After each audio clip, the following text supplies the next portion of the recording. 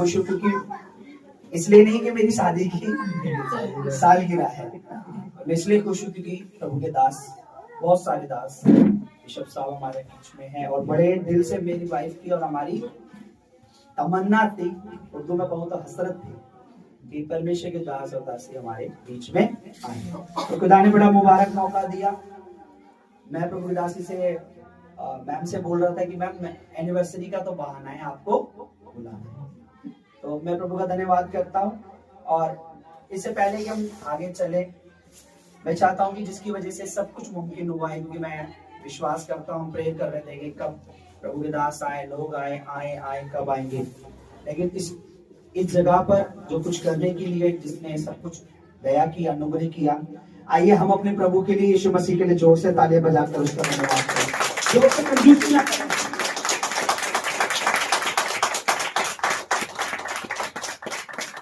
जोर से बोलेंगे थैंक यू जीसस। कलीसिया के बहुत सारे लोग जो है उन्होंने पहले ही बहुत सारी माफी मांगी है, तो मैं माफ कर ही देता हूँ उन्हें। ये सब जॉब वाले हैं, ये सब पास जी हम 8 बजे 8:30 बजे इस तरीके से ज्यादा हो जाएगा, माइंड मत करना। लेकिन प्रभु का धन्यवाद हो, एक जो है वो टाइम का पक्का है। वो कौन है? वो 2 या 3 के लिए भी आ जाता है, और हम तो यहाँ पर बहुत है।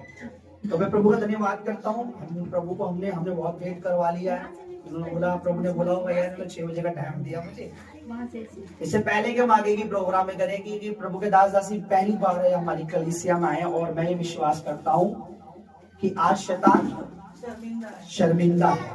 आमीन आमीन। क्योंकि जब भी कोई प्रभु का खादम आए, कोई भी प्रभु का दास आए, तो प्रभु कहता है ना, क्या ही बड़ी बात है कि भाई लोग आपस में, और वो हमारे बड़े भी हैं, उनमें बड़े भाई भी हैं और बिशप भी हैं। और मैं विश्वास करता हूँ आज जब इस पुलपिट पे वो आएंगे तो यहाँ से जो बरकतें, जो वचन के द्वारा और जो आशीषें वो देंगे, इस कलीसिया के लिए आने वाले 2025 में भी एक उन्नति का कारण होगा। आमीन। कितने लोग विश्वास जोर से बोले आमीन। हमारी कलीसिया का एक रूल है कि अगर आपको प्रभु की महिमा करनी है तो हालेलुया बोले, और अगर आप विश्वास करते हैं कोई भी वर्ड जो प्रभु के दास के मुंह से निकले तो जोर से क्या बोलते हैं हम लोग? आमीन। ऐसा ही होगा। मैं चाहता हूं कि हमारे बीच में प्रभु के दास और दासी 2 मिनट के लिए जरा पुलपिट पे, ऑल्टर पे आ जाएं, ताकि हम अपने पूरी चर्च की तरफ से, कलीसिया के लोग हमारे खड़े हो जाएं।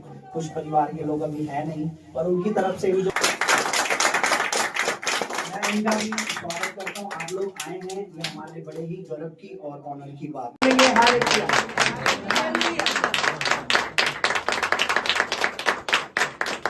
हमारी द ग्रेट अनॉइंटिंग चर्च की तरफ से प्रभु के दास को और प्रभु के दासी को स्वागत है। जोर से बोलेंगे वी वेलकम यू। जोर से बोलेंगे आपका स्वागत है। हालेलुया। जोर से ताली एक बार फिर से बिगे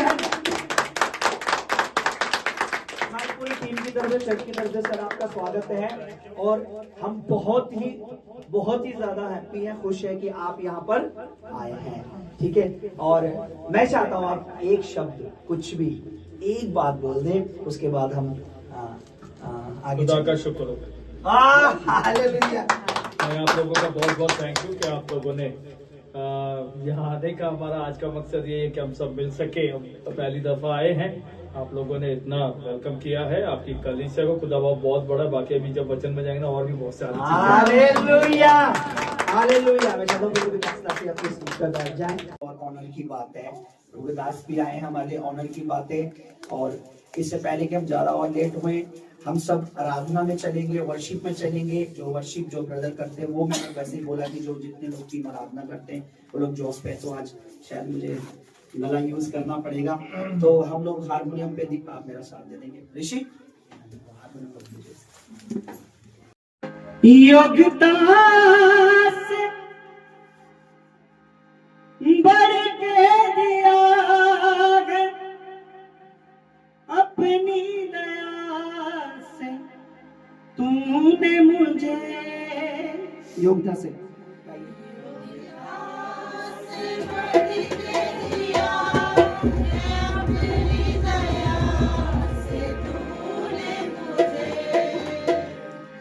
मांगने से ज्यादा मिला मुझे। आभारी हूँ प्रभु। मांगने से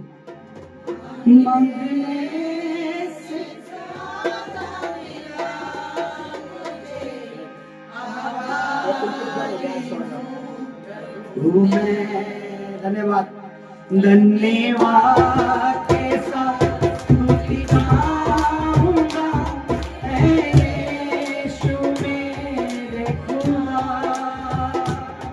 उपकार तेरे बेशुमार, कोटि कोटि स्तुति। धन्यवाद धन्यवाद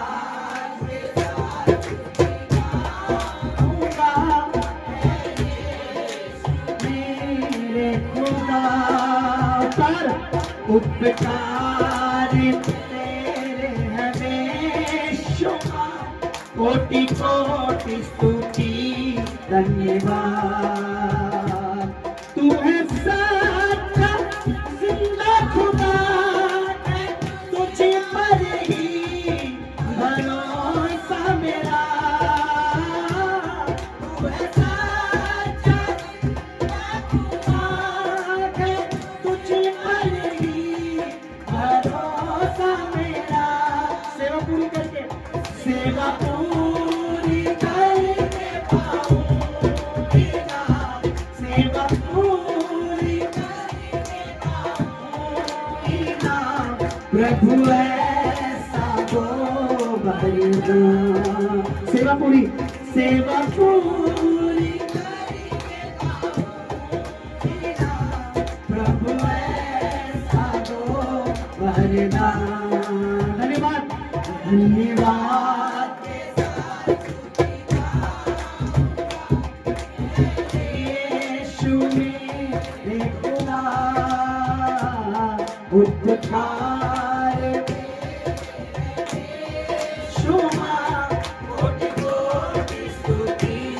धन्यवाद उपकार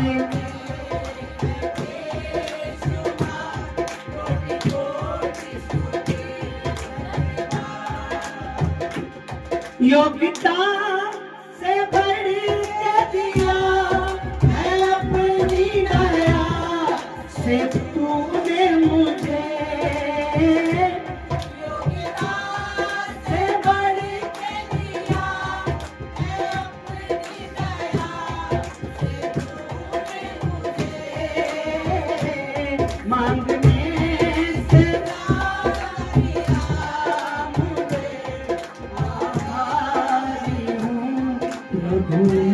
मांगने से मांगने से मिला मुझे, आभारी हूँ प्रभु मैं। धन्यवाद धन्यवाद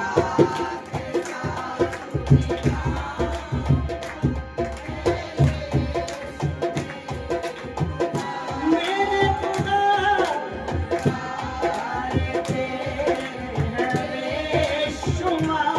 कोटि कोटि स्तुति।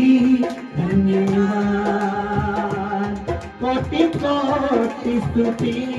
धन्यवाद मेरे साथ गाएं, तेरी स्तुति मैं करूं, आराधना करूं दिल से,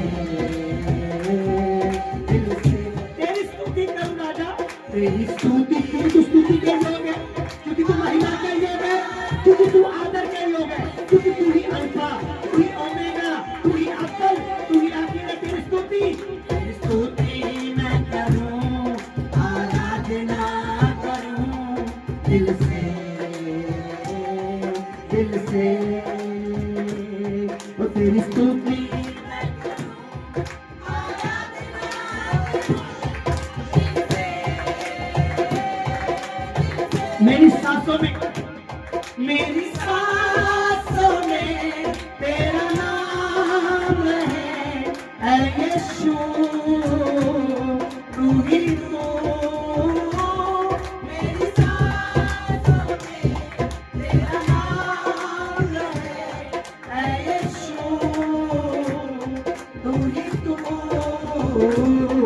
तेरी स्तुति मैं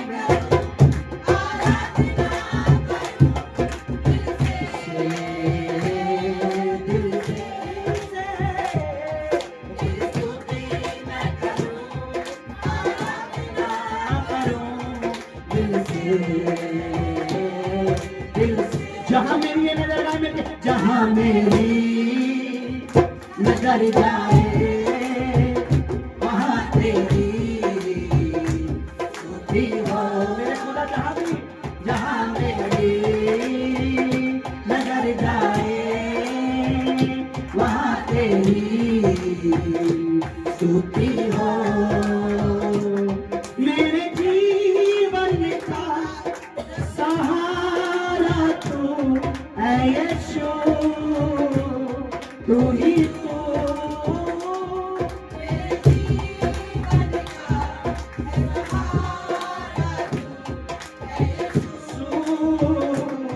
तू ही तू तेरी स्तुति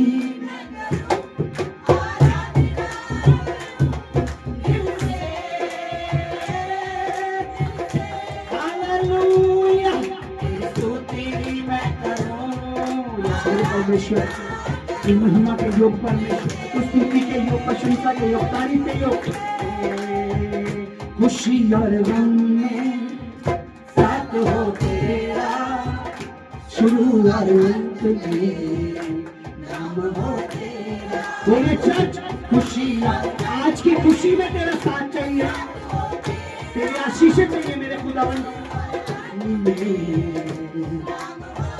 मेरे जीवन का रखवाला मेरे जीवन का रखवाला तू है यीशु तू ही तू मेरे जीवन का रखवाला है यीशु तू ही तू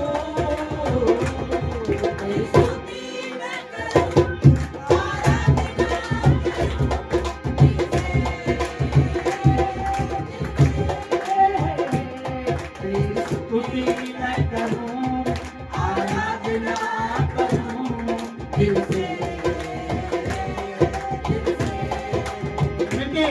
तेरी स्तुति मैं करूं आराधना क्या हम छोड़ के आगे बंद कर सकते हैं क्या हम उसे देख के क्या हम उसकी महिमा कर सकते हैं 2 मिनट की माँ खोल के तेरी स्तुति मैं करूं आराधना करूं दिल से तेरी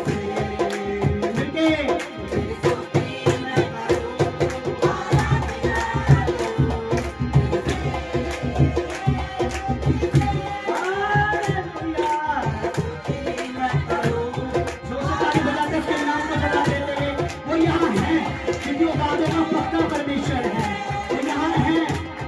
तेरी स्तुति मैं करूं आराधना करूं दिल से तेरी स्तुति मैं करूं आराधना करूं दिल से दिल से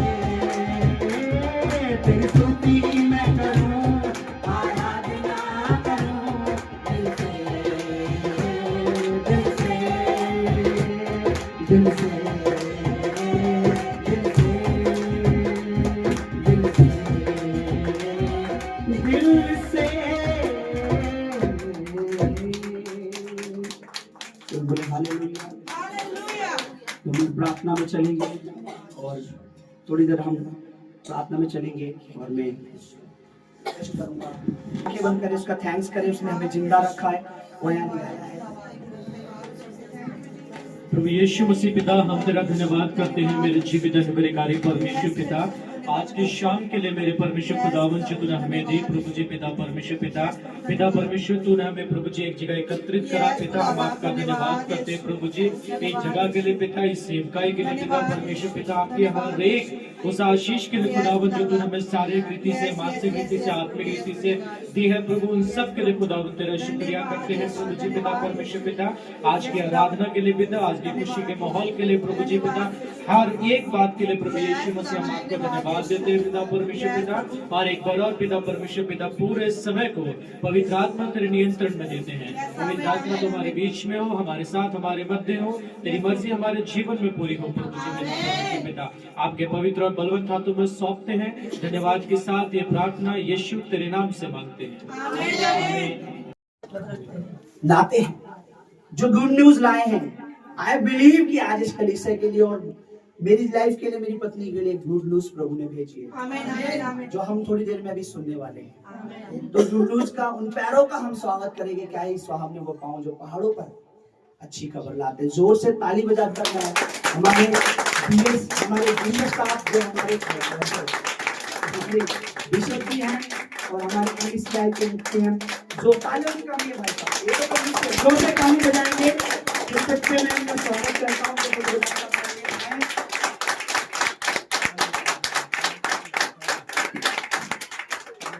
सर एक मिनट बैठ जाइए आप लोग, मैम आप भी बैठ जाइए। वो इससे पहले कि पुलपिट उनका हो और खुदा की रूह ने गाइड करे, और मैं रह नहीं पा रहा कि मैं उनके लिए अगर दो शब्द पाई। वो डिजर्व करते हैं, रियल में है। कहते हैं ना कि हम जब अपने से बड़े आला अधिकारी को देखते हैं तो हम बटरिंग करते हैं। उनके लिए बटरिंग करने की जरूरत नहीं है, वो रियल में वो हम्बल हैं। और मेरी और मेरी मिसेज की अक्सर बात हुआ करती है कभी भी। तो मेरी मिसेज है जो मैम है, जो सपना मैम है, बहुत उनको प्यार करती, लव करती है बहुत उनको। अभी कभी तो मैम और अपना स्टेटअप, मैं कई बार मेरा स्टेटअप भी लगा ले करो अपने साथ। लेकिन सर की 4-5 साल, तीसरा साल शायद MCI में, और मैम को मैं पहले जाता, लेकिन सर बड़े हम्बल है, कोऑपरेटिव है। कोई भी बात करो सर उसका हल देते हैं, कॉल अटेंड करते हैं, बात करते हैं, समझाते हैं, ऑफिस में टाइम देते हैं। बड़ी पद पे होकर नीचे रहना हर किसी के बस में नहीं। मैं अभी खुद बताऊं, मैं जरा सा मेरा रेबन बना तो थोड़ा सा मेरे को अरे यार मेरा, लेकिन एक बिशप है और बहुत सारी उपाधि और बहुत चीजें उनकी लाइफ में बहुत सालों से मिनिस्ट्री कर रहे हैं, लेकिन हम्बल हैं, बहुत अच्छे हैं। और मेरी चर्च जानती है, मैं अक्सर उनकी बातें हमेशा पॉजिटिव वे में ही करता हूँ। कितने लोगों को पता है मैं इनके लिए बात करता हूँ। मैं तो देखो सच बोलना, प्रभु भवन में बैठे हुए ऐसा ना हो कि आज मैंने आपको, मैं हमेशा उनके लिए अच्छा ही बोलता हूँ क्योंकि वो इज्जत करते हो, है भी अच्छे। फिर एक बार फिर से मैं प्रभु के दास को यहाँ बुलाना चाहता हूँ। मैं बहुत बड़ा वेट कर रहा हूँ कि क्या आज उनके मुख से बात करूँ, हमसे बात करेगा, जो भी हमारे लिए होगा बेस्ट होगा। कितने लोग विश्वास करते हैं हमारे लिए कलीसिया के लिए बेस्ट होगा दास का? जो एक बार फिर से क्लैपिंग कर दीजिएगा। सबसे बड़े हालेलुया, सबसे बड़े हालेलुया।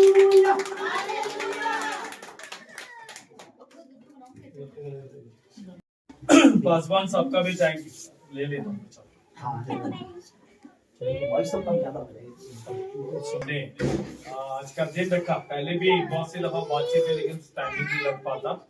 अक्सर संडे को जिस समय अपनी कलीसिया चलती है वही टाइमिंग मेरी भी कलीसिया का हो जाता है, जिसकी वजह से पहुंच नहीं पाता। लेकिन इस बार भी जब उन्होंने आज के लिए मुझे बोला, शायद 1 हफ्ते पहले, मैंने उनको बोला मैं देख के बताऊंगा। इस समय मैं यहाँ का मेरे चर्च में भी दुआ चल रही थी। मैं 8 साल अपनी जिंदगी के गुजार कर आगे बढ़े हैं।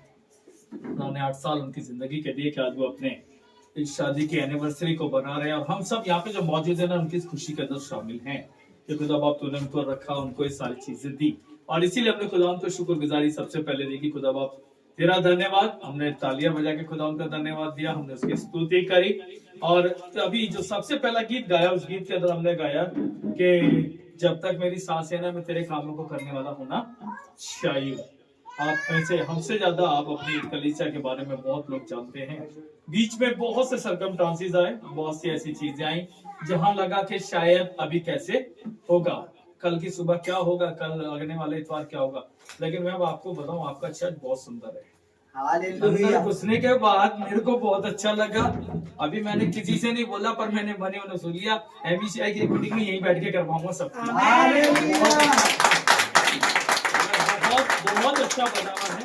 और ये शुरुआत है, अभी आपकी कलीसिया की शुरुआत है। इससे पहले आप लोग कहीं पर रेंट पे थे, खुदा ने जितना समय दिया, उसके बाद खुदा बाप जब आपको निकाल के लाया ना, तो आपकी कलीसिया को आप कभी भी ये मत सोचो कि हम उतने बड़े हॉल में, शायद इससे बड़ा होगा हॉल, है ना।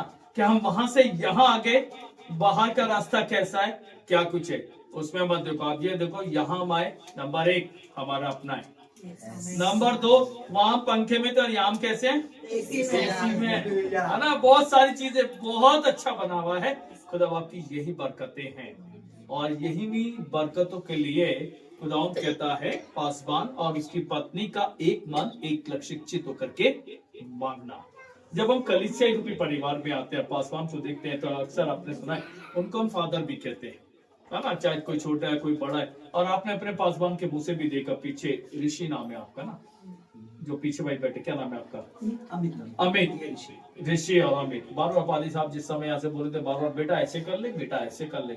ये वो चीजें हैं जब हम मसीह में चलते हैं, और जब मसीह के अंदर खड़े होकर के जब हम पासवानी करते हैं, तो ऑटोमेटिकली हमारा रिश्ता पारिवारिक रूप से बनता है, पारिवारिक रूप से बनता है। और उस पारिवारिक रूप से जब रिश्ता बनता है, तब हमारे मुख से ये बातें आनी भी शुरू होती है। हम बड़ों को भी अक्सर अपने से बड़े को भी वही कह जाते हैं फ्लो में, है ना। छोटों को तो हम करते करते बहुत अच्छा, आपकी कलीसिया की बहुत हम लोग भी सुनते हैं, जब वो आते हैं बताते हैं, और आपकी स्टेटस पे बहुत लोगों को देखते हैं, हाँ कैसा चल रहा है। लेकिन आज खुदा आपने मौका दिया कि हम इस साल के खत्म होने से पहले आज यहाँ पर मौजूद हो जाए, चाहे रीजन कुछ भी रहे, हाँ रीजन कुछ भी हो कि हम आए। तो सबसे पहले तो मैं आपको अपने चर्च की तरफ से, पूरे एमबीसीआई के परिवार की तरफ से, सारे पासवानों की तरफ से आप दोनों को बहुत बहुत मुबारकबाद देता हूँ कि आप दोनों ने आज 8 साल अपनी जिंदगी के पूरे किए।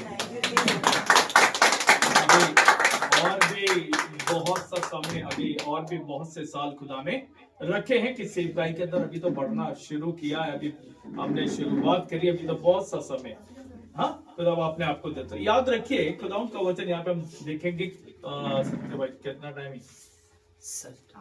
नहीं भाई, फिर डिपेंड आप पे सर, जैसे आप नहीं सर, जब आप फ्री कर दो। ओके चलिए, पास्टर बैठे अगर उनकी अनुमति ले ले तो ज्यादा नहीं बहुत ज्यादा नहीं जाऊंगा। कोशिश है कि 30 मिनट में हम लोग इसको बाइंड अप करके, की टाइमिंग आप लोगों को भी जाना है।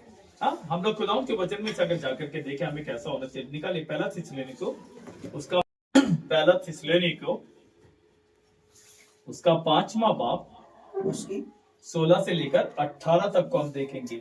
कुछ एक आयतें जिन्हें हम देखेंगे जो खुदाउन ने एक पति और पत्नी के लिए दी हैं कि उनकी जिंदगी कैसी होनी चाहिए। सदा आनंदित रहो, हाँ निरंतर प्रार्थना में लगे रहो, हर बात में धन्यवाद करो, क्योंकि तुम्हारे लिए मसीह यीशु में परमेश्वर की यही इच्छा है। यहाँ पे देखिए खुदाउन यहाँ पर हमें 3 चीजों के बारे में कहना है। आज का वचन मैं कलीसिया को लेकर के नहीं, खासतौर से पासवान और उनकी पत्नी को लेकर के चल रहा हूँ, क्योंकि आज उनकी शादी की 8वीं सालगिरह है, उनके लिए होना चाहिए।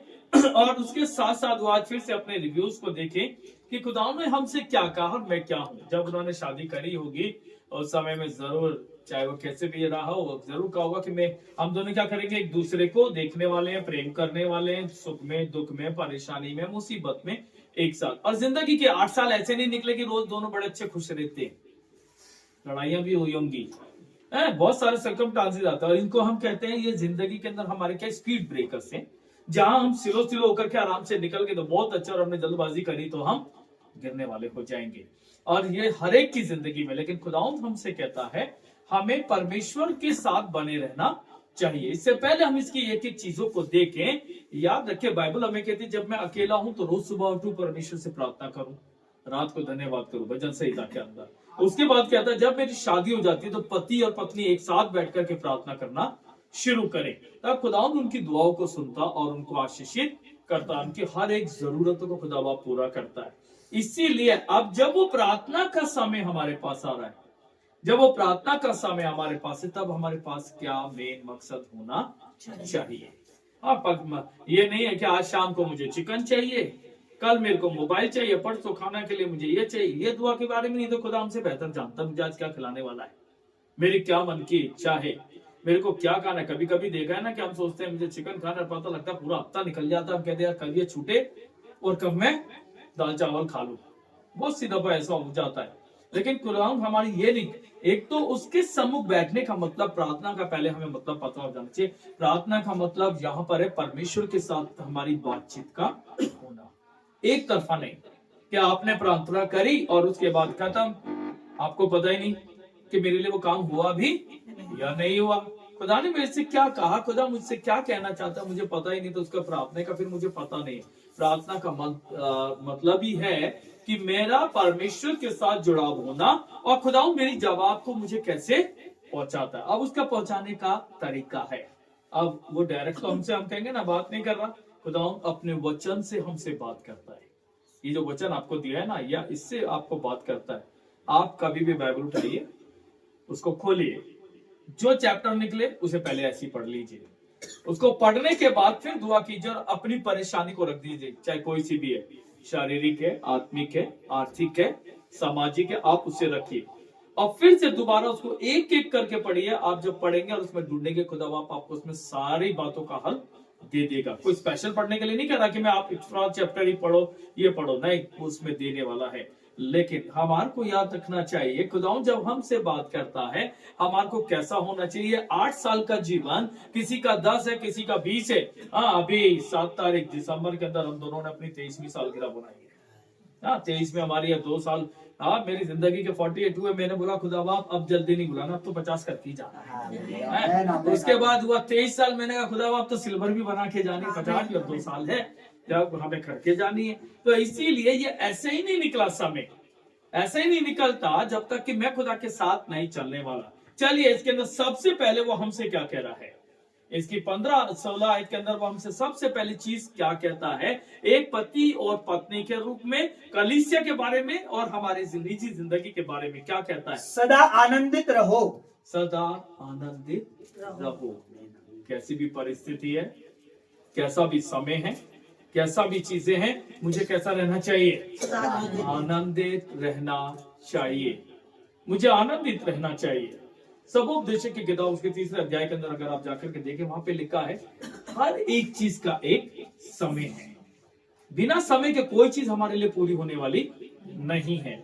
जल्दबाजी में अगर हम कर लें, हमें नहीं पता वो मेरी बेहतरी के लिए थी या नहीं थी। आपने जब परमेश्वर से मांगा तो परमेश्वर ने जब आपके लिए आपको चुन करके रख लिया, आपको अपना बेटा और बेटी बना लिया, तो वो क्या हमें गलत चीज देना चाहेगा?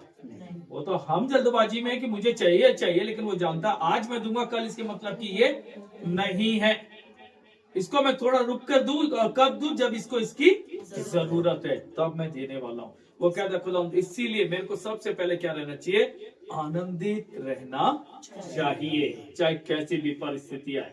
8 साल आपने जिंदगी के ऐसे नहीं गुजारे। मैंने अभी बोला उतार चढ़ाव हमारी जिंदगी में जरूर आते हैं। कभी हमारे आर्थिक समस्याएं भी सामने आ जाती हैं, आर्थिक परेशानी आ जाती है, हमारी सामाजिक दिक्कतें आ जाती हैं, हमारी निजी परेशानी जाती है, हमारी आत्मिक दिक्कतें भी जाती हैं, हमारे क्या कहेंगे सोशल लाइफ में भी हमारे को प्रॉब्लम्स आती हैं। लेकिन खुदा बाप कहता है अगर मैं खुदा पे विश्वास रखता हूँ, अगर मेरा विश्वास परमेश्वर पर है, आप रोज बोले खुदा बाप तेरा धन्यवाद, खुदा बाप तेरा धन्यवाद। अय्यूब के बारे में हम सब जानते हैं, अय्यूब को कितनी परेशानी आई, बहुत ज्यादा आई, परिवार खत्म, सब कुछ खत्म, लेकिन उसने हमेशा क्या बोला, खुदा ने दिया, खुदा ने लिया, उसका नाम मुबारक है। खुदा को उसने धन्यवाद दिया। आज हम अक्सर क्या करते हैं, जरा सा हमें तकलीफ आती है, हम डर के मारे खुदा को छोड़ देते हैं।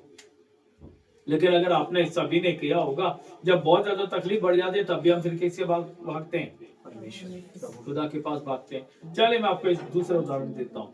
हमारे पास किसी की कोई परेशानी, बीमारी बहुत ज्यादा बढ़ गई है, हॉस्पिटल लेके गए हैं और उसका कुछ नहीं हो पा रहा है, तब आखिर में डॉक्टर भी क्या कहता था, किसके पास चले जाओ, किसके पास जाओ, कहते ना भैया जिसको भी मांगते हो उससे प्रार्थना करो, अब जो कुछ होगा वहीं से होगा। तो सबसे पहली चीज, जब खुदा ने यूहन्ना की किताब उसका 15 और उसके 16 में उसने बोला कि तुमने नहीं, मैंने तुम्हें चुना है, और जब उसने हमें चुना है, अपनी संतान बनाया, सारा अधिकार दिया है, तो इसीलिए वो चाहता है मैं सदा आनंदित रहने वाला होना चाहिए। तो आज खास तौर से पासवान सत्यजीत और उनकी पत्नी दीपा, उन दोनों का ये 8 साल का सफर, और अभी बहुत सफर बाकी है। याद रखें, सबसे पहले हमें आनंदित रहना चाहिए। कभी भी छोटी छोटी चीजें देख करके भी हमें घबराने की जरूरत नहीं है। सोचना ही नहीं है कि सबके लिए हो रहा, मेरे लिए क्यों नहीं हो रहा। मेरे पास ऐसा क्यों नहीं है? नहीं खुदा बाप तूने दिया है, और मैं जानता हूँ जब मेरा समय आएगा मुझे भी तू देने वाला है। अगर आज के समय में ऐसा हो जाए, अभी क्या नाम है छुटके का, अलीशा को अब वो बोले पापा आप पल्सर चला तो मुझे पल्सर दे दो, क्या उसके काम आएगी?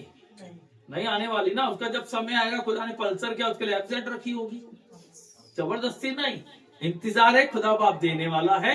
मेरा काम अपनी इच्छा को उसके सामने रखना, लेकिन उसको पूरा करने का काम किसका है?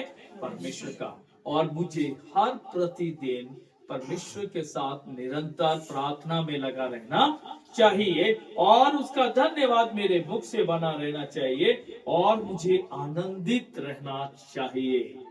हर चीज में आनंदित रहना चाहिए। कैसे भी परिस्थिति, अगर हम खुदा को बार बार बोले नहीं यार तूने क्या, हम संसारिक के, मेरे को आज 1000 रुपए की जरूरत है, 1000 रुपया जैसी जेब में आएगा मैं कहूंगा अरे 500 और आ जाए।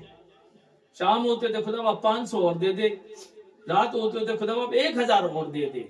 भरने वाले नहीं है, हमारा मन नहीं भरता, लेकिन हम लोगों को क्या खुदा बाप कह रहा है कि नहीं, जो कुछ है, इसका मतलब कहने का मतलब जो कुछ है हम क्या उसमें हो आनंदित रहने चाहिए। दूसरी चीज देखिए वो आपसे दोनों से क्या कह रहा है, क्या करनी है? हर बात निरंतर प्रार्थना में लगे रहो। वो कह रहा है क्या करते रहो? निरंतर प्रार्थना। निरंतर प्रार्थना में लगे रहो। आज आप दोनों के शादी का 8 साल हो गए। परमेश्वर आप लोगों को बहुत जल्दी ब्लेस करे। आप अपने खुद के संतान के साथ आगे बढ़ने वाले हैं। लेकिन एक चीज को हमेशा याद रखिए, वो अभी आने वाली है जो खुदा देने वाला है। खुदा ने उससे पहले आपको अपनी कलीसिया के रूप के अंदर आपको एक पिता के रूप में खड़ा किया। है ना? आप उसके अंदर, वो कह रहा है निरंतर प्रार्थना में लगे रहो। खुदा से मांगो अपने लिए, अपने परिवार के लिए, अपनी कलीसिया रूपी परिवार के लिए। खुदावंद हमारी हर एक की जरूरत को पूरा करने वाला है। हाँ, मैंने अभी थोड़ी देर पहले आपसे शुरू में बोला, यहाँ आने से पहले तो मैंने भी नहीं सुना था कि कैसा चर्च होगा। सिर्फ उसमें देखते थे तो उसके अंदर क्या दिखता था? ऑल्टर दिखता है, ये सामने है ना, सामने का आपका दिखता है, बाकी नहीं पता क्या कुछ है। तो रहते पता नहीं किधर जाएंगे, कैसा होगा। वहां खड़े हुए हम सोच रहे थे कौन सी गली में जाना है, हम लोग वहां सोच रहे। लेकिन जब यहाँ पर आए और अंदर घुसने के बाद मैंने क्या बोला अभी आपसे, कि मैंने बोला मैं अपने पूरे उन सबको बोलूंगा कि यहीं बैठ के मीटिंग करेंगे, है ना। वो सब चीजें क्या है, मेरा सोचना कुछ है, लेकिन मेरी प्रार्थना का उत्तर क्या है? खुदा मुझे देता है कि वो मुझे कहाँ रखता है? हमेशा अच्छाई में रखने वाला है, हमेशा मुझे ऊंचे पे रखने वाला है। मुझे संसार की चीजों के अंदर नहीं जाना, मुझे कोई संसार की बातों को नहीं देखना, कौन क्या कह रहा है, कैसा है, कैसे वो नहीं है। खुदावंद यीशु मसीह के हम अभी आने की खुशी को मना रहे हैं। क्रिसमस की तैयारी है, अभी चर्च सजना बाकी है ना, अभी वो सजना बाकी है, केक भी खाना बाकी है, दावत भी उड़ानी बाकी है। हाँ, इन सारी चीजों के साथ चले। खुदावंद यीशु मसीह कहाँ पे पैदा हुआ? कहाँ पैदा हुआ? गौशाला कैसी होती है? बड़ी बदबू भी होगी। वहाँ पे हम तो बहुत अच्छा करते हैं ना, घर में गौशाला का सीन बनाएंगे। हमने क्या कर रखा, उसको ऐसे बनाया कि भैया वहाँ पे सिर्फ जानवर खड़े हुए और कुछ नहीं है, साफ सफाई हम दिखा रहे। लेकिन अगर हम सच्चाई में जाके देखें तो गौशाला के बारे में हम जानते हैं, जहाँ गाय भैंसों को बांधा जाता है, जहाँ वो खड़ी थी वो वहीं पे गंदा भी कर रही है, बदबू भी है, स्मेल भी है, सब चीजें। और यीशु मसीह कहाँ पे पैदा हुआ? उसी गौशाला के अंदर पैदा हुआ है, उसी चरनी के अंदर पैदा हुआ। तो हमारे को बाहर क्या रास्ता है, कैसा है भाई? सत्य जी जब हमको लेकर के अंदर आ रहे थे, उन्होंने बोला इधर की आज लाइट खराब हो गई। कोई फर्क नहीं पड़ता, आपकी क्या हमारी इस गली की लाइट खराब हो जाती है। जैसे हम आज सफाई वाला भी नहीं आया, मैंने बोला छोड़ो यार, कोई नहीं आया, कुछ नहीं, हमें उससे मतलब नहीं, हमें तो इस जगह पहुंचने से मतलब है, मुझे यहाँ आने से मतलब है। यानी मेरे पास कोई भी चिंता, कोई भी परेशानी नहीं होनी चाहिए। खुदा ने आप दोनों को यहाँ पे रखा है, वो इसीलिए रखा है कि आप बहुतों को खुदा के वचन को बता सके।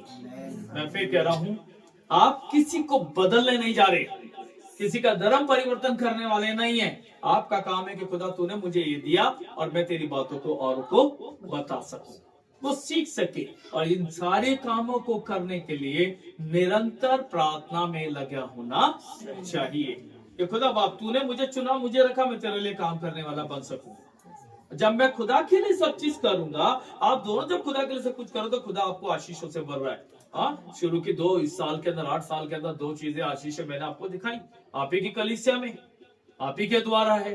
कोई स्पेशल आके तो देखे नहीं गया ना, कोई फॉरेन फंडिंग तो नहीं नहीं है, तो बताओ। नहीं सर, नहीं है ना, कुछ नहीं है। आप ही ने इसको बनाया, आप ही ने इसको सजाया, आप ही ने इसको ऐसा बना दिया। गर्मी के अंदर यहाँ बैठ करके बड़ा अच्छा लगेगा, छोटा है तो चिल भी अच्छा होगा, है ना। तो ये सब चीजें खुदा आशीष कर रहा है। ये ना सिर्फ इस संसार की चीजें खाली कलीसिया के लिए, परंतु परमेश्वर इससे बेहतर आप दोनों के लिए करने वाला है, बहुत बेहतर आप लोगों को देने वाला है। उसके बाद 18वीं आयत को देखे, तीसरी चीज वो क्या कहता है, हर बात में क्या करो, हर बात में धन्यवाद करो, क्योंकि तुम्हारे लिए मसीह यीशु में परमेश्वर की यही इच्छा है। हर समय हर बात के लिए मेरा धन्यवाद होना चाहिए। अक्सर लोगों की जिंदगी में धन्यवाद कम रह जाता है, कंप्लेंट ज्यादा हो जाती है।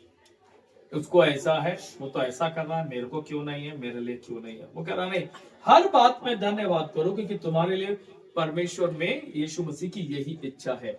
हमारी इच्छा नहीं है, किसकी इच्छा है, परमेश्वर की इच्छा है कि हम उसको धन्यवाद दे सके, हम उसको धन्यवाद दें हर एक परिस्थिति के लिए, हर एक चीजों के लिए। मैं परिस्थिति आपको बार बार कह रहा हूँ, कभी हमें लगेगा परिस्थिति का मतलब ऐसा तो नहीं बार बार परेशानी में जाने के बारे में कह रहा हूँ या तकलीफ के बारे में कह रहा हूँ। परिस्थिति का मतलब मेरी जिंदगी के हर एक मोड़ पर मेरे लिए खुदा खड़ा है, मेरे लिए हर समय वो खड़ा है। मेरा वो उसने अपने दाहिने हाथ से वो हमें संभाले हुए है। यशाया 49 में कहता है कि वो अपने धर्म में दाहिने हाथ से हमें क्या करेगा, संभाले रहेगा। कब, अब कैसे संभालेगा, यहाँ कह रहा है प्रार्थना में लगे रहो, आनंदित रहो, धन्यवाद दो। फिर खुदा मुझे कैसे संभालेगा। बहुत लोग कहते हैं ना कि मैं तो कर रहा हूँ लेकिन संभाल नहीं रहा, मेरे लिए हो नहीं रहा। क्यों नहीं हो रहा, यह हम खुद एग्जामिन करने वाले हैं। मैं खुदा को कैसे कर रहा हूँ, मैं खुदा के पास आया हूँ, आनंदित तो वो तू खुदा बाप तेरा धन्यवाद, तूने मुझे रखा, मेरी पत्नी को रखा, बहुत अच्छा खाना भी दे खुदा बाप तेरा बहुत धन्यवाद। खुदा बाप दिया कर रहा यार, हाथ तो पकड़ा तभी तो मैं पकड़ूंगा तेरा। हर चीज के अंदर क्या है, मतलब हम सांसारिक तौर से तो सब काम कर रहे हैं, लेकिन जब परमेश्वर कह रहा हाथ वो पकड़ने के लिए तैयार है, और वो तब हमें हाथ पकड़ेगा जब हमने अपने हाथ को उसके हाथों में सौंपा है, जब हम अपने हाथ को उसकी ओर बढ़ाते हैं, जब हम अपने हाथ को उसकी ओर बढ़ाते हैं। हाथ बढ़ाने का मतलब विश्वास योग्यता के साथ खुदा के साथ चलना, और विश्वास योग्य परमेश्वर के सम्मुख अपनी बातों को रखना। विश्वास योग्यता के साथ खुदा के साथ हमें बढ़ना। इन 8 सालों में सेवकाई में कितना समय हो गया, 14-15 साल। शादी के बाद से रेगुलर है ना। खुदा ने पहले 1 को रखा, फिर 2 को दिया। सेवकाई बढ़नी चाहिए, सेवकाई बढ़नी चाहिए। कभी भी हम नंबर्स में नहीं जाना चाहिए। यहाँ तो सर 2 साल हो गया मैं अभी जो स्टार्ट हुआ प्रॉपर ही तरीके से। बहुत अच्छा है, खुदा बहुत बढ़ाएगा। हम कभी नंबर्स में नहीं होने चाहिए। मैं आपको अपना बताता हूँ, बहुत समय पहले जब मैंने भी सेवकाई को शुरू किया 1991 के अंदर, मेरे को बड़ा वो लगता था कि यार चर्च का समय है सुबह 9:30 बजे, हम 2 या 3 जने होते, लोग नहीं आते। लोगों को आदत पड़ गई थी आराम से आने की। अब उस समय तो जवान भी बहुत था, तब 15 साल की सेवकाई, मतलब 15 साल की उम्र से मैंने शुरू किया। मुझे बहुत सी दफा गुस्सा आता था, खड़े होकर के मैं दुआ कर रहा हूँ और कोई आ ही नहीं रहा है, क्या करे, बड़ा लगता था। चलते रहे, कुछ समय के बाद दुआ जब करा करते थे, खुदा से दुआ करी, खुदा ने दिन जवाब दिया, किसी को देखने की जरूरत नहीं है, कौन आएगा कौन नहीं आएगा, मेरा समय है, तू मेरे पास है, मैं तुझे आशीषित करने आ रहा हूँ। कैसे करना है, अब उसने सब कुछ किया। उसके बाद धीरे धीरे धीरे सेवकाई करने के लिए जब बढ़ते चले गए, चलते चले गए। वो दिन है, खुदा आपका शुक्र है, आप भी दुआ में रखना, जैसे चल रहे वैसे होने चाहिए। मेरा चर्च का मतलब है सुबह 9:30 बजे, चर्च का मतलब सही 9:30 बजे दुआ शुरू हो जाएगी, चाहे 1 हो चाहे सारे हो। समय था, धीरे धीरे लगा। अभी भी आप आके देखो 9:20 पर आपको कम लोग नजर आएंगे, और 9:30 बजे पूरा चर्च बैठा हुआ दिखाई दे जाएगा, क्योंकि उन्हें पता है कि नहीं गए तो दिक्कत होगी। 9:30 बजे मेरे लिए नहीं है, मेरे को नहीं मिलना, खुदा सबको देने के लिए बुला रहा है। उसी तरीके से सेवकाई के अंदर नंबर देख करके अगर मैं चलता तो शायद मैं कहता इतने ही आते, फिर धीरे धीरे क्या हो जाए, या उसको हम स्टॉप करें या कुछ और करें। नहीं, एक तो सबसे बड़ी चीज, खुदा ने जो समय दिया वो समय पर मुझे होना चाहिए। तो इसीलिए नंबर देख करके या और चीजों को देख करके मुझे घबराना नहीं, संसार की समस्या जो आती हैं, प्रोसिक्यूशन आता है, देख के घबराने की जरूरत नहीं है, लेकिन मेरी प्रार्थना निरंतर खुदा के साथ बनी रहनी चाहिए और धन्यवाद मुझे खुदा को देना चाहिए। निरंतर खुदा उनको धन्यवाद दूं, क्योंकि ये परमेश्वर की इच्छा है। वो चाहता है कि मैं खुदा के साथ बना रहना चाहिए। चलिए निकालिए इफिसियों की किताब, उसका 4था बाब, उसकी 2 और 3 है। इफिसियों उसका 4, उसकी 2 और 3 को देखिए, वहां पे क्या कहता है। अर्थात सारी दीनता और नम्रता सहित और धीरज धरकर प्रेम से एक दूसरे की सह लो और मेल के बंध में आत्मा की एकता रखने का यत्न करो। एक खुश पारिवारिक जिंदगी सबके लिए, इन 2 जनों के लिए नहीं कि आज इनका है। एक खुश पारिवारिक जिंदगी के लिए आपके पास वचन है, आप उसमें कभी भी घर पे देखिए, 1 कुरिन्थियों उसका 13 अध्याय और वहां 4 से शुरू कीजिए। वहां पे मिलता है एक फाउंडेशन, एक मजबूती होने के लिए कैसा होना चाहिए। वो कहता है प्रेम होना चाहिए। वो कौन सा प्रेम है? वो वाला प्रेम नहीं, देखा पसंद आ गए शादी कर ली, इस प्रेम के बारे में नहीं कह रहा। ये तो जिस दिन ना पसंद हो जाएगी उसी दिन तू अपने घर, मैं अपने घर। अक्सर दुनिया में ऐसा हो जाता है। खुदावंद का प्रेम हमसे, वो कहता है प्रेम ऐसा होना चाहिए कि हम एक दूसरे की, पति और पत्नी के बारे में कह रहा है, एक दूसरे की सह लेने वाला होना चाहिए। प्रेम उल्टा नहीं, अनरीति नहीं चलता, झुंझलाता नहीं, धींगे नहीं मारता, दूसरे को नीचा नहीं करता। अगर प्रेम है, वो प्रेम अगर हम में बना है तो वो हमारी जिंदगी की एक ऐसी फाउंडेशन है जिसे कोई भी हिला नहीं सकता। हमने मत्ती के अंदर पढ़ा ना उस वाली कहानी के विषय में। बुद्धिमान ने कहा बनाया अपना घर, और दूसरे ने कहा बनाया, उसने बालू पे बनाया।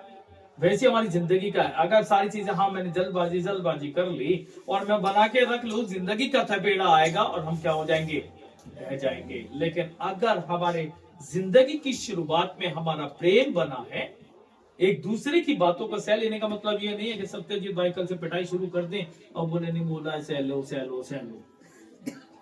2 दिन 3 दिन के बाद सत्यजीत भाई जो यहाँ पे छुप के बैठ जाएंगे कि पिटाई हो रही है। ये वाले इस बात नहीं कह रहे। वो सह लेने का मतलब है कि हम एक दूसरे की बातों को समझने वाले हों, एक दूसरे की बातों को समझे, कहां कौन कमजोर हो रहा है उसका हाथ पकड़कर उसको हम लेकर के चल सके। एक दूसरे की सह लेने वाले, एक दूसरे के साथ प्रेम रखने वाले, ताकि हमारे घर की नींव को कोई हिलाने वाला नहीं होना चाहिए। हम संसार में रहते हैं, संसार में हर प्रकार का व्यक्ति रहता है।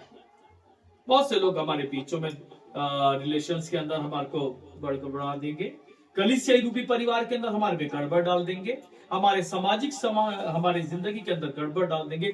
लेकिन यदि मेरा सब कुछ अच्छे से बना है तो कोई उसे बिगाड़ नहीं सकता। 1 कुरिन्थियों 13:1 से देखे ना, वहां पे कहता है कि मैं बड़ी बड़ी बातें करूं, बड़े बड़े सबसे वायदे करूं, और लेकिन मन से नहीं करूं तो मैं कैसा हूं, ठन ठना तो वह पीतल और झनझनाती हुई झांझू। दिखने में तो बहुत अधिक बड़ा दिख रहा है, लेकिन अंदर से कैसा है, खोखला है। नहीं, खुदा बाप कहता मेरा प्रेम मजबूत होना चाहिए। आप दोनों का प्रेम के बारे में कह रहा है कि प्रेम कैसा होना चाहिए, मजबूत होना चाहिए। वो कह रहा है सारी दीनता और नम्रता सहित और धीरज धरकर दोनों क्या करें, प्रेम से एक दूसरे की सह लो। वहां पे कह रहा है दीनता, नम्रता और धीरज। हाँ, दीनता, नम्रता और धीरज, ये बना होना चाहिए एक खुश पारिवारिक जिंदगी के लिए। 8 साल खुदा ने ऐसे नहीं निकाले, आपके अंदर ये चीजें देखी, खुदा यहाँ तक लाया, और मैंने बोला अभी बहुत साल बाकी है। हाँ, तो वो सारी चीजें तभी हैं जब आप दोनों के बीच में दीनता, एक दूसरे के लिए दीनता, एक दूसरे के लिए प्रेम और नम्रता बनी होनी चाहिए। हाँ, नम्रता बनी होनी चाहिए। आपस में बैठ करके बहुत से सलाह मशवरे हैं, बहुत सी चीजें, एक सहमति होना जरूरी है, तब आप कर सकते हो। वहां पे कहता है, उसके साथ साथ उसके 3रे आयत में कहता है, और मेल के बंधन में आत्मा की एकता रखने का यत्न करो। वो कह रहा है मेल के बंध में क्या करें, आत्मा की एकता रखने का यत्न करें। हम यत्न करें, हमेशा हमें तैयार रहना है कि हम क्या हो, मेल की आत्मा में एक होने चाहिए। मेल की आत्मा होनी चाहिए एक दूसरे के। लेकिन अक्सर लोगों के पास मेल की कौन सी वाली आत्मा जाती है, वो मेल भूल जाते हैं, कौन सी करते हैं, मेल की आत्मा होनी चाहिए। एक दूसरे के लिए हम बहुत जल्दी अनाथ सोचना शुरू कर देते हैं, गड़बड़ी सोचना शुरू करते, कहता नहीं, मेल की आत्मा, मेल की आत्मा होनी चाहिए। आज आप दोनों के साथ साथ, क्योंकि चर्च के अंदर हम लोग भी पहली दफा हैं, साथ साथ कलीसिया के लिए भी है, कलीसिया का भी पासवान के साथ, उनकी पत्नी के साथ, और पासवान और उसकी पत्नी का कलीसिया के साथ भी आत्मा का मेल होना जरूरी है। आज आप सब जो यहाँ पे मौजूद हैं, खुशी के मौके पे मौजूद हैं, बहुत आनंदित हैं कि आज पासवान की हम खुशी के अंदर मौजूद हैं। ये एक मेल की आत्मा है, ये मेल की आत्मा होना हमारे में बहुत जरूरी है। वो कह रहा है, और इसके लिए क्या करें, यत्न करते रहे कि हम हमेशा उसको पूरा करने के लिए लगे रहे। कभी भी हमारे में कुछ ऐसा नहीं हो कि हमारा मेल टूट जाए, हमारा मेल टूट जाए और हम इधर उधर हो जाए। यही आपकी पारिवारिक जिंदगी के लिए भी है। छोटी छोटी बातों को, हमें एक दूसरे की बातों को सह लेना, एक दूसरे को समझना बहुत जरूरी है।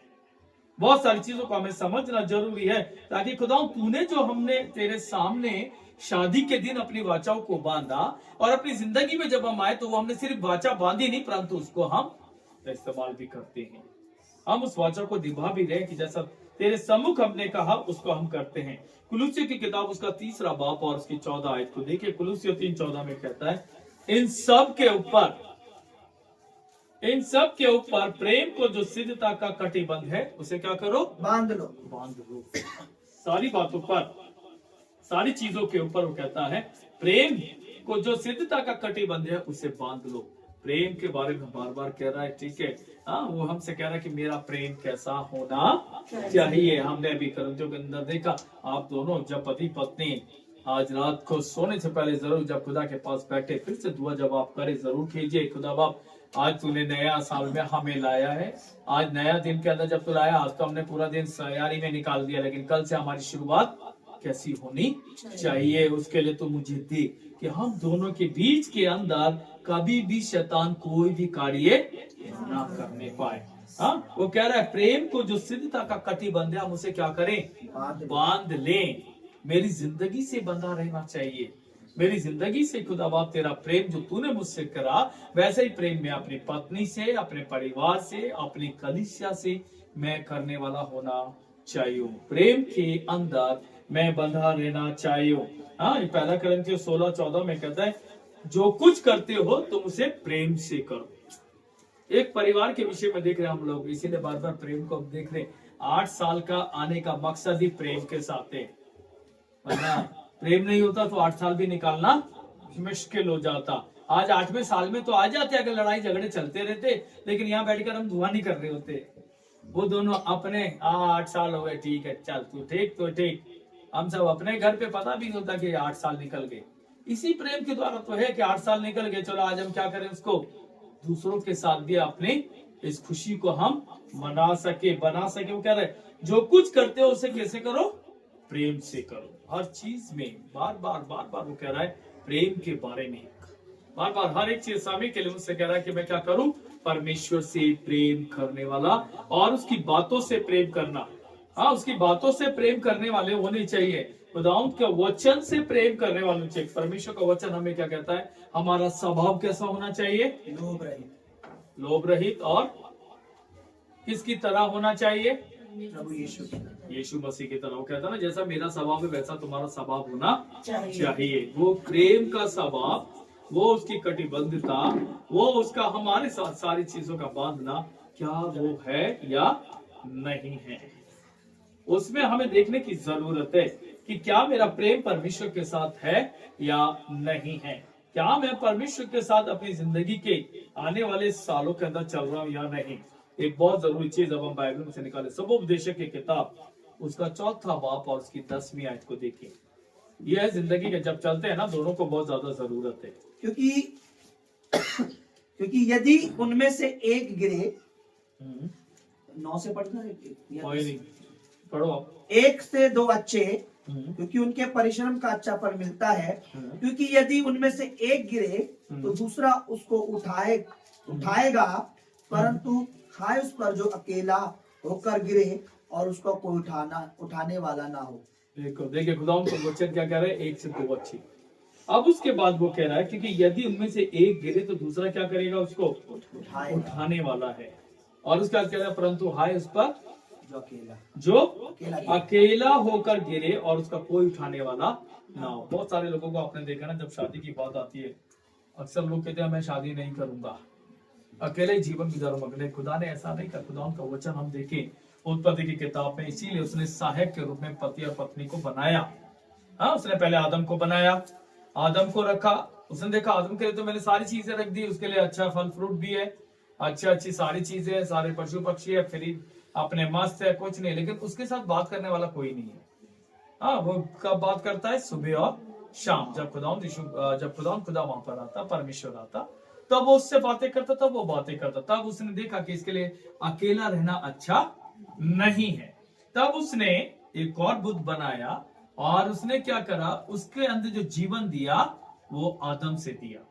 हम जानते जब उसने आदम को बनाया तो आदम के नथनों में उसने क्या करा, अपनी सांस को फूका, जिससे वो जीवित हुआ। और जब उसने हवा को बनाया तब उसने आदम की एक पसली निकाली और हवा के लगाई, जिससे उसमें जीवन आया। एक सहायक के रूप में उसने दोनों को रखा, एक सहायक के रूप में उसने रखा। हमारी जिंदगी के सफर में जब हम एक पति पत्नी के रूप में चलते हैं, वहां कह रहा है ना कि एक गिरे तो दूसरा उसको उठाने वाला होना चाहिए। गिरने का मतलब क्या है, रोड पे गिरने की बात नहीं कर रहा, वो तो हम नहीं भी होगा तो भी हम कर लेते हैं, नहीं तो जो जने और कहेंगे हमें उठाने के लिए। कह रहा है गिरने का मतलब अगर मैं अपनी जिंदगी में किसी भी परिस्थिति में, किसी भी समय ऐसा है जहां मैंने अपने आप को क्या पा रहा हूं, हल्का महसूस कर रहा हूं, मुझे रास्ता नहीं दिख रहा है, मुझे समझ नहीं आ रहा है और मैं पीड़ा में हूं, मेरे लिए कौन मेरे को उठाने वाला होगा। वहां पे पति पत्नी के लिए और पत्नी पति के लिए, वहां पर वही प्रेम के विषय में जब तक हमने देखा, वहां सिद्ध होता है कि उसके हाथ को पकड़े और उठाए। हाँ, मतलब उसको संभाले और उसको देखने वाला वो हो सके, क्योंकि कहता है कि अगर हम अकेले हैं तो उसका कोई फायदा नहीं होने का। वो कह रहा है उनमें से एक गिरे तो दूसरा उसको उठाने वाला होना चाहिए। ये है एक अच्छी अंडरस्टैंडिंग का होना, दोनों के बीच में एक अच्छा तालमेल होना, दोनों के बीच में यहीं से कितना हम चल रहे हैं, क्या परमेश्वर हमें सिखा रहा है। उसने बोला स्वभाव के बारे में, मैंने आपसे बोला कि परमेश्वर का पुत्र कहता है मेरे जैसा स्वभाव होना चाहिए। उसका स्वभाव के बारे में देखें, लोगों ने उसको बहुत गलत कहा। अब से हम मार्च के महीने के अंदर, अप्रैल के महीने में जाके देखेंगे, उसके मुंह पे थूका गया, उसको कोड़े मारे, उसने फिर भी क्या कहा, हे पिता इन्हें क्षमा कर, क्योंकि ये नहीं जानते कि ये क्या करते हैं। उसका जैसा प्रेम कि कोई उसको कितनी पीड़ा में ले गया, कितने उसमें लिया, लेकिन उसने उससे कभी बदला लेने के बारे में नहीं सोचा। हाँ, जब आप उसमें जाएंगे, लैंड गेट्स में जाएंगे, तब आप सुनेंगे पासवान से कि उसको जो कोड़े मारेंगे वो ऐसा वाला कोड़ा नहीं था, ये जो रस्सी का सब बना आता, ऐसा कोड़ा नहीं था। उस कोड़े के अंदर आगे ब्लेड होते थे और वो ब्लेड नुकीले होने के साथ ऐसे मुड़े हुआ करते थे, हुक टाइप। और जब वो पीठ पे पड़ता था या कहीं भी पड़ता था, तो जब उसे खींचते थे तो वो मांस से ऐसे करके मांस को खींच के लाता था, वो मांस को खींच के लाता था। उसके बाद भी उसने उनके लिए क्या बोला, इन्हें क्षमा कर। बदला नहीं लिया, उसके लिए कोई मुश्किल नहीं था, उसके लिए कोई मुश्किल नहीं था। वो एक दफा पिता से कहता, सारा का सारा बुढ़ूल हो जाता, सब कुछ समाप्त हो जाता। उसने नहीं, वो आया, उसने हमारे लिए आया था, हमारे लिए दुखों को उठाया, लेकिन उसने अपना प्रेम को जाहिर किया। अगर उसने अपने उस प्रेम को वहां जाहिर नहीं किया होता तो शायद आज हमारे पास भी वैसा प्रेम नहीं होता। इसीलिए परिवार के लिए, एक पारिवारिक जिंदगी के लिए, पति पत्नी के लिए प्रेम का होना बहुत जरूरी है, बहुत जरूरी है कि वे एक दूसरे के साथ मिलकर के चलने वाले हों। चलिए 2 आयतों को और लेंगे क्योंकि टाइमिंग ज्यादा हो रहा है, फिर हम लोग दुआ में जाएंगे। फिलिपियों की किताब उसका पहला बाब और उसकी 9वीं आयत। फिलिपियों की किताब उसका पहला बाब और उसकी 9वीं आयत। आज की तरफ कोई भी एक जना पढ़ेगा। इसके बाद, और मैं ये प्रार्थना करता हूँ कि तुम्हारा प्रेम ज्ञान और सब प्रकार के विवेक सहित और भी बढ़ता जाए। देखिए वहां पे क्या लिखा है, हमारे लिए कौन मांग रहा है, पौलुस वहां पे कह रहा है फिलिपियों की मार्फत हमसे क्या कह रहा है कि तुम्हारा प्रेम, ज्ञान और सब प्रकार के विवेक सहित वे क्या होना चाहिए, बढ़ना चाहिए। ये कलीसियाई रूपी परिवार के लिए भी है, हम जितने यहाँ पे आज खुशी के मौके पर हैं उन सब के लिए भी है। वहां पे कह रहा है कि मैं प्रार्थना करता हूँ कि तुम्हारा प्रेम, ज्ञान और सब प्रकार के विवेक से। हाँ, प्रेम तो हमारा बहुत जल्दी जल्दी हम बढ़ा लेते हैं, हमारा प्रेम ऐसा बढ़ता है। आज मेरा सत्यजीत से बहुत अच्छा रिलेशन है, मैं बहुत प्यार करता हूँ। सत्यजीत से मेरे को आया सुबह, मैंने सत्यजीत को बोला, सत्यजीत कभी भी कोई बात हो जाए मैं तेरे लिए जान देने को तैयार हूँ। सत्यजीत भी खुश है, मेरे लिए जान देने को तैयार है। अभी यहाँ बैठे बैठे कोई बात हो गई, थोड़ी देर के बाद सत्यजीत ने ईंट उठा ली या मैंने उठा ली। मैंने क्या बोला, सत्यजीत आज तेरा खून तो मैं ही निकाल के जाऊंगा। यह संसारिक प्रेम है, इस प्रेम में बढ़ने के लिए नहीं कह रहा। हाँ, मैंने बोला प्रेम दो तरीके का, ये वाला प्रेम हमारे पास जाता है। दुनिया में हमारा प्रेम पता है कैसा होता है, जब तक मैं किसी के लिए अच्छा हूं वो मेरे लिए बहुत अच्छा है। जरा सी कुछ बात बिगड़ गई तो वो मेरा खून पीने को, मैं उसका खून पीने को तैयार हूं। नहीं, वो कह रहा है ऐसा नहीं, वो कह रहा है प्रार्थना करना और उसके प्रेम और ज्ञान में विवेक सहित बढ़ना। प्रेम में ज्ञान और विवेक सहित मुझे पता होना चाहिए क्या अच्छा है क्या अच्छा नहीं है। मेरा सॉरी, मेरा कॉन्शियस क्या कहता है, मेरा विवेक क्या कहता है, क्या वो ऐसा है या नहीं है। ज्ञान और विवेक में बढ़ना दोनों हमारे पास होने चाहिए। और इसके लिए बहुत सी दफा ऐसा नहीं, हम संसार में रहते हम गलती करते ही नहीं, हम भी गलती करते। तब हम कलीसिया के बहुत से लोग हमें भी बताते हैं कि यहाँ पे गलत हो रहा है, कभी हम उन्हें समझाते हैं। ये है, वो कह रहे ज्ञान और विवेक से मुझे हर एक चीज सोच करके करनी चाहिए, जल्दबाजी में नहीं, उतावली पने में नहीं। ज्ञान के साथ मुझे पता होना चाहिए क्या कुछ है, और विवेक के साथ मैं क्या करने जा रहा हूँ, मैं क्या करने जा रहा हूँ ये मुझे पता होना चाहिए। मैं आपको एक वाक्य सुनाता हूँ। एक दफा मेरी कलीसिया के अंदर संडे स्कूल जो था, हमारा असिस्टेंट था वो लिया करता था, जो पासवान थे उस समय वो लेते थे। उन्होंने बच्चों को एक दिन कहानी सुनाई, सैमसन और डिलेला की कहानी सुनाई। बच्चे बहुत खुश हुए, बहुत अच्छे से सुना। अब ज्ञान और विवेक कैसे होना चाहिए, कोई भी चीज कहीं से भी उठा करके शुरू नहीं हो जाए, मुझे पहले देख लेना चाहिए। संडे स्कूल के में आने वाले बच्चे बहुत अच्छे, कुछ इसमें बहुत ही ज्यादा अच्छे। उन्होंने पूछ लिया कि बाइबल में कहाँ पे लिखी है, वो फंस गए। उन्होंने बोला चर्च खत्म हो जाने में तब बताऊंगा, हो गया। अब उन्होंने सोचा चर्च खत्म, बच्चे चले ही जाएंगे। वो बच्चा भी बहुत तेज था जिसने पूछा। चर्च खत्म होने के बाद वो भाग करके फिर से आ गया कि सर अब बताओ वो कहानी कहाँ लिखी है। वो फिर फंस गया कि यार ये सैमसन डिलेला आज मानेगा नहीं। कोई नहीं, अभी तू देख रहा मेरे पास बहुत सारा काम है, कब बताऊंगा मैं तेरे को, अगले इतवार आएगा मैं तुझे बताऊंगा। जी ठीक है। वो बच्चा चला गया।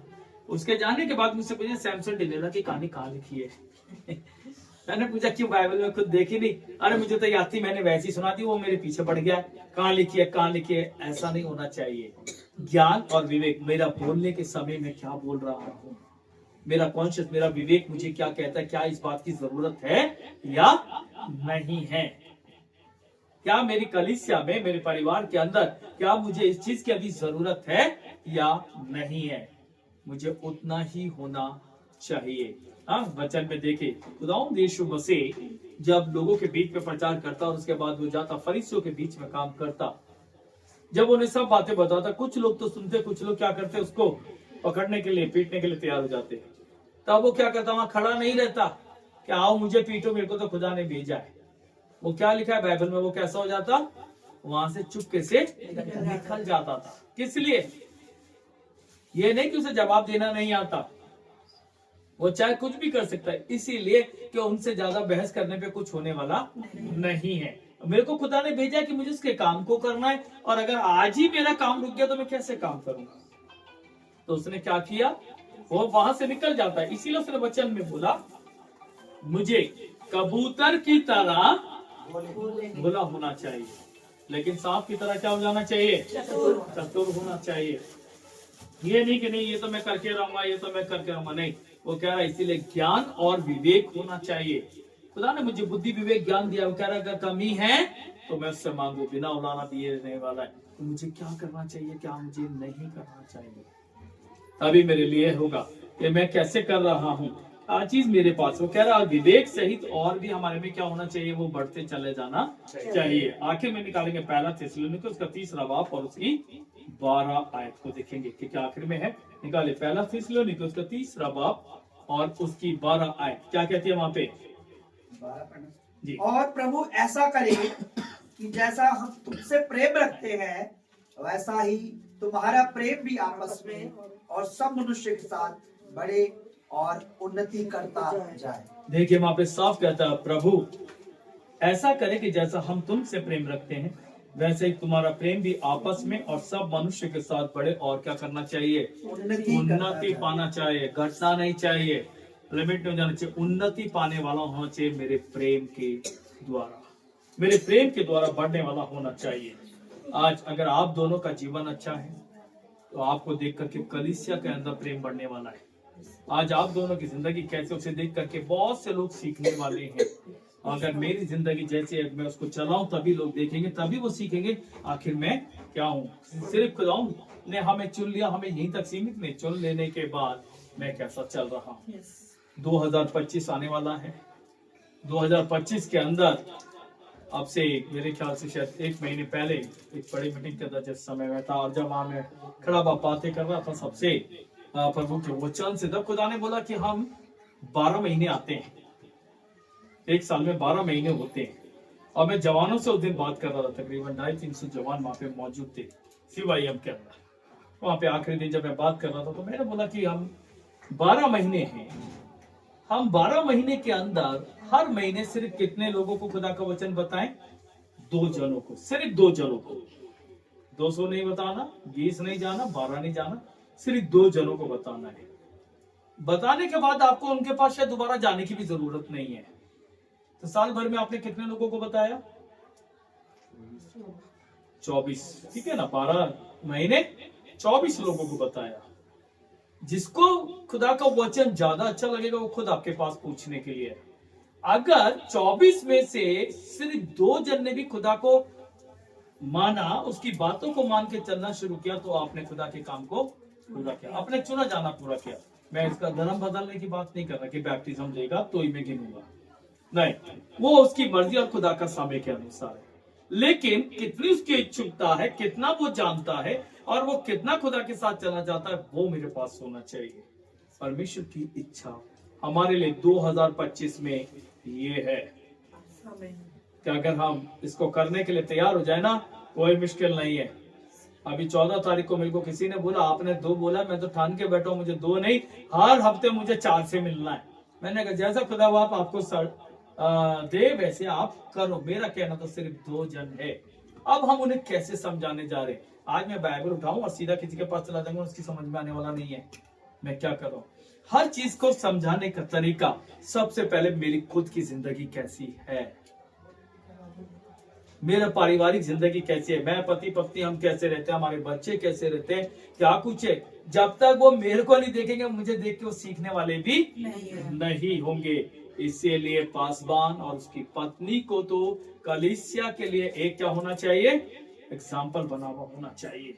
और उसके बाद कलीसिया में आने वाले लोग भी दूसरों के लिए एक एग्जाम्पल होने चाहिए, तब हम जय पाते हैं, तब हमारे पास जय होती है। बहुत समय पहले यही कल्याणपुरी के अंदर एक जवान व्यक्ति के अंदर दुष्ट आत्मा थी, और उस समय हमारी कलीसिया के अंदर जब वहां से बहुत से लोग आया करते थे, उसमें से एक परिवार था और उस जवान एक बच्चा था, और उस बच्चे की उम्र उस समय मेरे ख्याल से 13-14 साल की थी। स्टैनली नाम था उसका, और स्टैनली जिसका नाम था, वो देख रहा था कि उसका पड़ोसी जो उससे बड़ा जवान व्यक्ति था वो कैसे तड़प रहा है।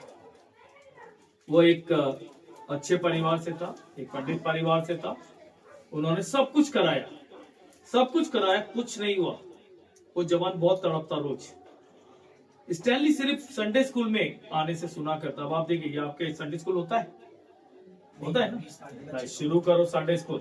संडे स्कूल जिसके होता है ना, बड़ा अच्छा है। बच्चे बहुत सी दफा सुन करके क्या करते हैं, संडे स्कूल में वो स्टैनली आता था, हम सब साथ बैठा करते थे। स्टैनली ने बोला उसके पापा को जाकर के, जो कट्टर दूसरे उसमें थे, उनको बोला अंकल मैं भैया के लिए प्रार्थना करूं। उन्होंने बड़े ध्यान से देखा, यार इतने बड़े बड़े लोग करेंगे, तू क्या करेगा। उन्होंने बड़े ध्यान से देखा, उन्होंने पूछा क्या करेगा तू। कि नहीं, हमें चर्च में बताते हैं कि अगर जब भी कोई ऐसी परेशानी हो तो हम दुआ करें, खुदा बाप हमारे लिए सब काम करता है। पता नहीं उसके पापा की समझ में क्या आया, उन्होंने बोला चल तू भी आज दुआ कर। और जब उसने दुआ करनी शुरू करी, 30 मिनट में जो दुष्ट आत्मा थी उससे निकल के चली गई। और वो व्यक्ति आज इस संसार में, अब से 2-3 साल पहले वो एक्सपायर हुआ है। और वो जवान था जब उसकी शादी भी नहीं हुई थी। वो व्यक्ति दुष्ट आत्मा से ग्रसित था, उसका कभी दुष्ट आत्मा ने उसको नहीं घेरा। हमने या उस स्टैंडी ने उसके परिवार को ये नहीं बोला कि आप आओ और बपतिस्मा लेकर के बैठ जाओ।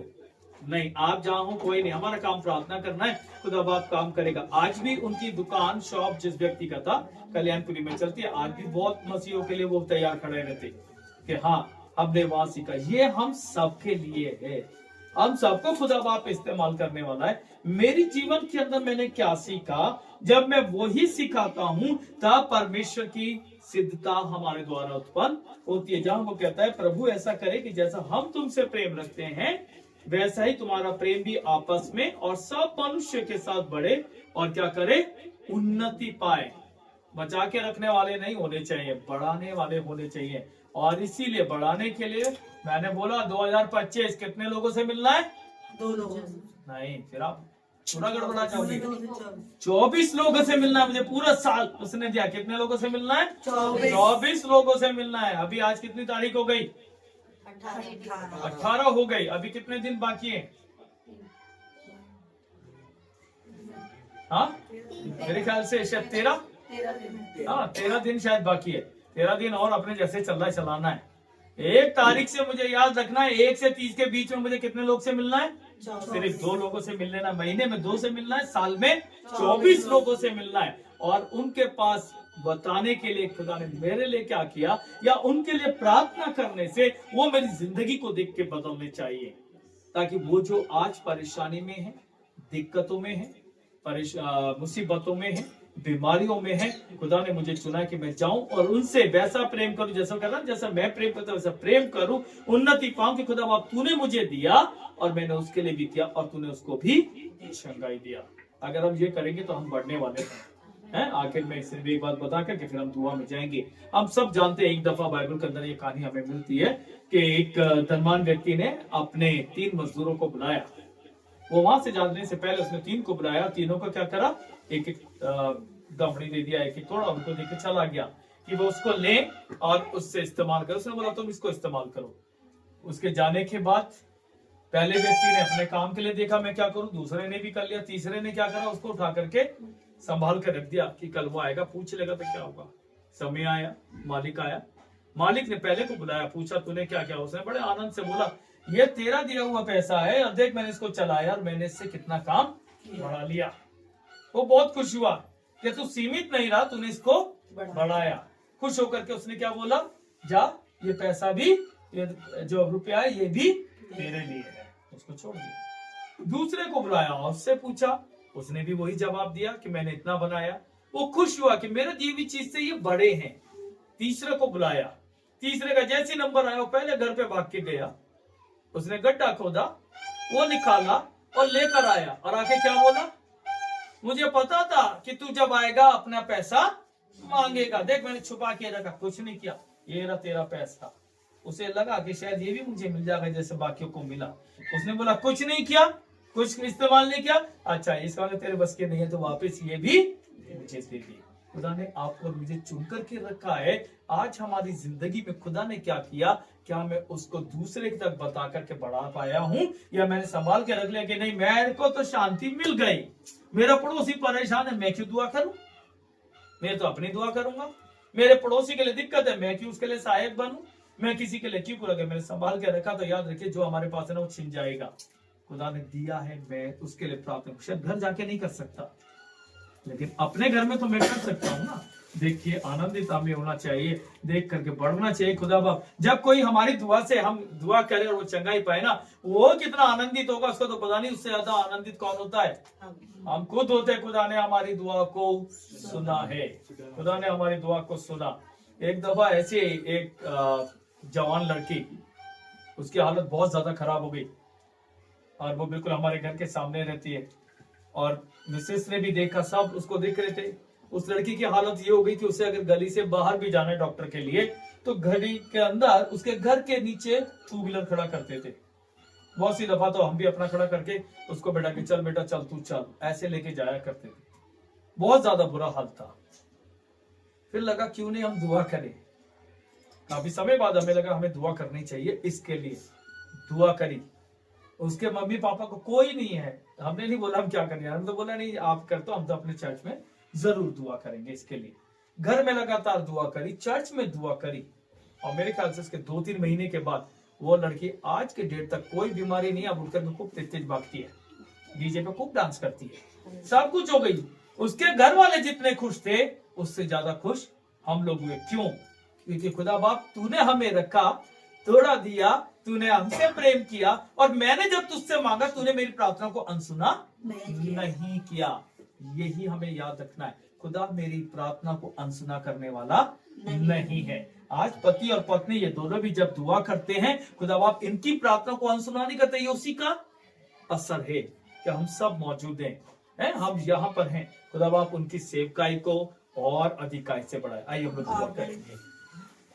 आए खुदा, हम एक दफा फिर तेरे पास आते हैं, धन्यवाद देते हैं सारे समय तूने दिया कि हम तेरे नाम को ले सके। खास तौर से आज के इस मुबारक दिन में खुदा बाप जब हम भाई सत्यजीत और उनकी पत्नी के इस 8वीं सालगिरह का जब मौजूद हुए, खुदा बाप तेरा वचन आज जो भी कुछ यहाँ पे हमने देखा है वो हमारी जिंदगी में कार्य करे। हम उसे भूलने वाले नहीं हो खुदा, तुरंत उस पर अपनी जिंदगी को बसाने वाले, बसर करने वाले बने, बिता सके, ताकि खुदा बाप तेरी आशीषें, तेरी बरकतें बनी रहें। तेरी तमाम कुव्वतों को इस कलीसिया के लिए, यहाँ के पासबान के लिए, उनकी पत्नी के लिए खुदा बाप मांग लेते हैं। तो अपनी आशीषों से भरना, सब कुछ तेरे नाम से मांगते हैं खुदा, सुनो कबूल कर। चलिए, इससे पहले कि हम आगे के जिंदगी में ऐसी बना रहे और खुदा बाप से दुआ करें, खुदा बाप अब इनके परिवार को भी तू आशीषित कि तेरे आशीष इनके परिवार में हम देखने पाए और तेरे को हम धन्यवाद दे खुदा बाप कि तूने इस पारिवारिक जिंदगी को भी पूरा किया है। हम इनके लिए दुआ करें, सब अपने हाथों को इनकी ओर बढ़ाएं। हम प्रार्थना करें अपने पासबान के लिए, खुदा बाप इनको तू अपनी कुव्वतों से बढ़ता, अपनी बरकतों से बढ़ता है। थोड़ी सी देर हम सब लोग प्रार्थना में लगे। हालेलुया। हम सब लोग दुआ करें खुदा बाप उनके लिए कि इनकी जिंदगी को बढ़ाए, इनके साथ इन पर तेरी बरकतें, तेरी आशीष खुदा बाप इनकी जिंदगी के अंदर बनी रहे। अपने हम होठों को खोलें, इन लोगों के लिए हाथों को बढ़ाएं, इनके लिए आशीषों को मांगे। खुदा बाप आज इनके ऊपर अपनी आशीषों पे उस कटोरे को ऊँट मिलने वाला है। खुदा बाप इस नए साल के अंदर, इस 9वें साल में जब यह आए, तेरी आशीष के साथ होने पाए और हम तेरे को धन्यवाद देने वाले बन सके। खुदा बाप दुआ करते अपने पासबान और उनकी पत्नी के लिए, खुदा बाप तू उनकी मनों की इच्छाओं को जानता है, तू उसे पूरा करने वाला है। उनके स्वभाव को तूने जिस प्रकार दिया और हलीमियत देना और प्रेम में बढ़ाना खुदा बाप की पूरा दोनों मिल करके अपने कलीसिया रूपी परिवार को और बहुत लोगों के लिए खुदा बाप उद्धार का कारण बन सके। खुदा बाप इन दोनों को तेरे हाथों में सौंपते, इनके इस आने वाले नए साल के अंदर हर एक प्रकार की तकलीफ, बीमारी, नगानी, आफत, मुसीबत, परेशानियां, बीमारियां, महामारी, इन सबसे खुदा तू बचा करके रखे। खुदा बाप तू इन्हें बढ़ाना, ये तेरे कामों में बढ़े। तेरा वचन जब है खुदा बाप खास तौर से और प्रेम में मजबूत हो जाए और तेरे कार्यों को कर सके। खुदा बाप तूने इस्तेमाल करने वाला है। 2025 खुदा बाप तूने इन दोनों के लिए आशीषों का साल रखा है। इस कलीसिया के लिए खुदा बाप तूने आशीषों का साल रखा है। खुदा बाप तेरी कुव्वत, तेरी बरकत इन पर बनी रहने पाए। आने वाले दिनों में हम हर समय खुदा बाप तुझे धन्यवाद देने वाले चला जाता है। खुदा बाप कभी कोई घमंड ना आने पाए, जैसे अब तक तेरे साथ रहे वैसे ही रह सके, तेरे कामों को कर सके। आप इन दोनों को तो अपनी कुव्वतों से बात, तेरी आशीष इन पे बने रहे। तेरे नाम से खुदा बाप हम सब जब अपने हाथों को बढ़ाते हैं, तेरे नाम से इन्हें ब्लेस करते हैं। शैतान की हर एक तकलीफ से बचा के रखते हैं। खुदा बाप उनकी जरूरतों को तू दोनों को तू आशीषित कर। हमारा विश्वास, हमने जो कुछ मांगा तू हमें देता है। अपनी हर एक की सारी चिंताएं, परेशानियां तेरे हाथों में सौंपते और तुझसे केवल और केवल अपने आनंद को मांग लेते। जो कुछ तेरे नाम से मांगते खुदा सुनो, कबूल कर। 8 वर्ष दिए और धन्यवाद देते हैं प्रभु इस केक के लिए। सभी काटते प्रभु इसकी मिठास इनकी जिंदगी में और तमाम लोगों में जो परमेश्वर पिता या मौजूद सबके जीवन में पहुंचे। केक के द्वारा हम सब बहुत बरकत पाए उसी के नाम से आमीन। ऊपर से झुकना नहीं है। हाँ झुक सकते हैं थोड़ा सा दूर।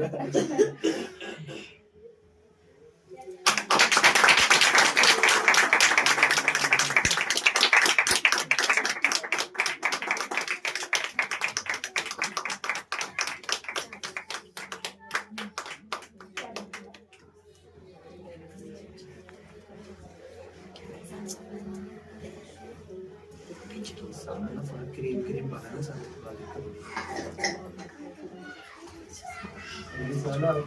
ठीक है।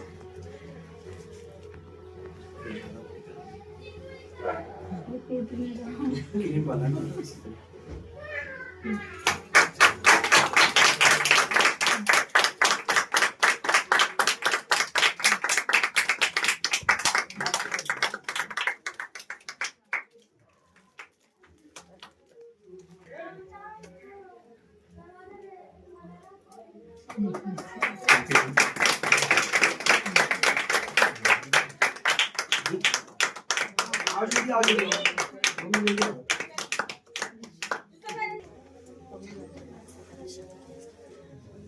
वो सबसे बड़ी सिस्टर है उनको खिलाओ दीदी को। उसके आगे चले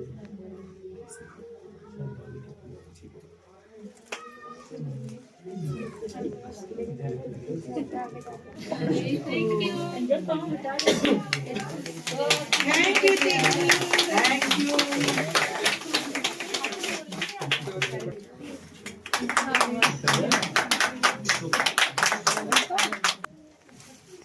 आ जाओ आगे जाएंगे दीदी आप भी आ जाते ना, आ जाते।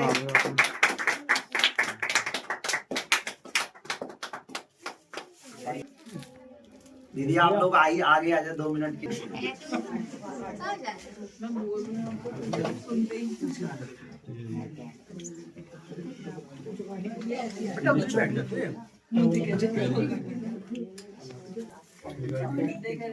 सर खाना चाहिए 2 मिनट दे दीजिए।